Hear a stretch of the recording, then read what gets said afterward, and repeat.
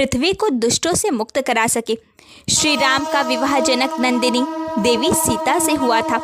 अपनी माता कैकेयी के मांगे वरदान के अनुसार वे 14 वर्षों के लिए वनवास गए। एक दिन जब श्री राम व लक्ष्मण कुटिया से बाहर गए तब रावण ने सीता का हरण कर लिया और उन्हें वह लंका ले गया।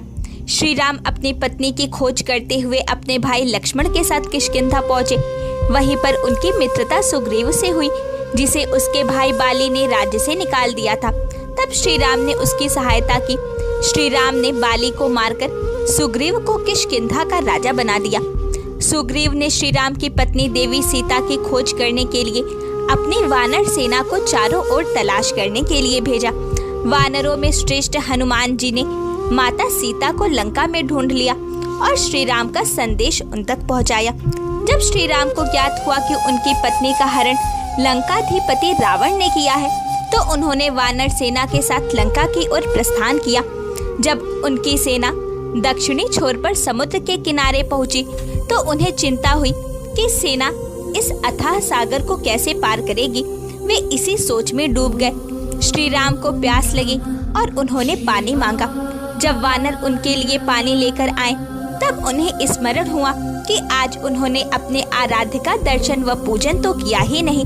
तब श्री राम ने जल नहीं पिया और भगवान शिव का पार्थिव लिंग स्थापित करके उसका विधि पूर्वक 16 उपचारों से पूजन किया और हाथ जोड़कर भक्ति भाव से प्रार्थना की।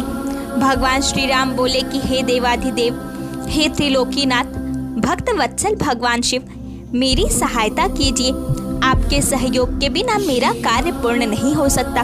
मैं आपकी शरण में आया हूँ, मुझ पर अपनी कृपा दृष्टि कीजिए।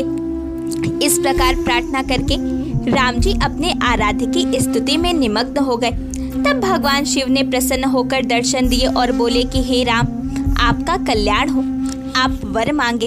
अपने सामने साक्षात त्रिलोकीनाथ भगवान शिव को पाकर श्री राम अत्यंत हर्षित हुए और हाथ जोड़कर उन्हें प्रणाम करके उनकी स्तुति करने लगे। उन्होंने शिव जी से युद्ध में विजयी होने का वर मांगा तथा भगवान शिव से जगत के कल्याण हेतु वही निवास करने की प्रार्थना की। भगवान श्री राम के वचन सुनकर कल्याणकारी शिव बहुत प्रसन्न हुए और बोले कि हे भगवान, आपका मंगल हो। युद्ध में आपकी जीत अवश्य होगी, क्योंकि आप सत्य और धर्म के मार्ग का अनुसरण कर रहे हैं। यह कहकर शिव जी भगवान श्री राम द्वारा स्थापित उस शिवलिंग में ज्योतिर्मय रूप में स्थित हो गए। उसी दिन से वह लिंग जगत में रामेश्वर नाम से प्रसिद्ध हुआ। रामेश्वर अर्थात राम ही जिनके ईश्वर है। रामेश्वर का एक दूसरा अर्थ है अर्थात जो राम के ईश्वर है, क्योंकि भगवान शिव अपना आराध्य भगवान श्री राम को मानते हैं और राम अपना आराध्य भगवान शिव को मानते हैं।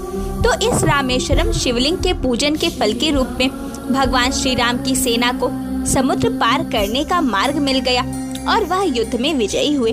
भगवान श्री राम ने रावण एवं अन्य राक्षसों का संहार किया और अपनी पत्नी सीता को मुक्त कराया और वे युद्ध में विजयी हुए।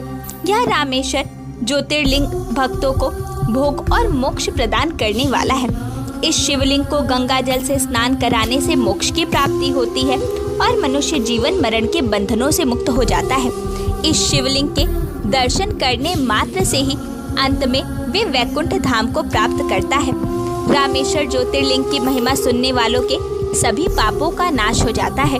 ओम शांति ही शांति ही शांति।